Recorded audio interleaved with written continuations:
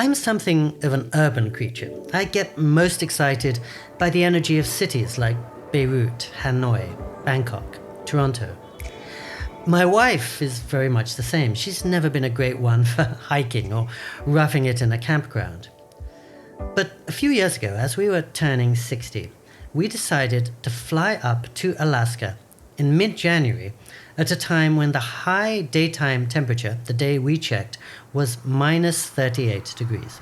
Fahrenheit or Celsius, you ask, it doesn't matter. It wasn't t-shirt weather.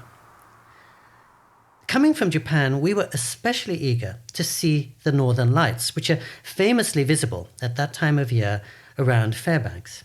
But we also realized that we'd be out of our comfort zone and in a very different realm from the one we usually occupy. We generally get to take one vacation a year every January, and in recent Januaries we'd been to Mauritius and Thailand and Rio and Burma and a couple of times to Hawaii. Whatever happened to us in snowbound Alaska seemed likely to be very different from those tropical places. Travel is ultimately less about leaving your home than about leaving your everyday habits behind. Our first morning in Alaska, we woke up in a hot springs resort, and we went out before breakfast to the thermal waters and began delightedly soaking inside them. Within a minute, strands of my hair were as crisp as icicles. They'd frozen instantly. Later that day, we walked through an entire museum made of ice and drank cocktails out of tumblers also made of ice. Just as the sun was setting at around 4 p.m., we went dog sledding. And that night we went to a special lodge set up in the hills by Japanese, for seeing the aurora. We did the same the second night and the third night, lying on sofas till 2 in the morning to try to see the heavens light up.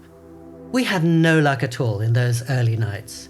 But then we got into a 4-seat plane and we flew to a winter lodge 98 miles from the nearest road. It was a breathtaking flight over rivers and forests, the kind of view almost no human had enjoyed at the time my parents were young. One night, the owner of the inn raced over to our cabin to say that the skies were lighting up with colors, but by the time he got to us, the show had ended.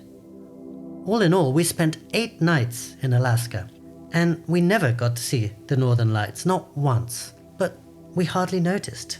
What we came back with was much more unique and unexpected and not accessible on any screen.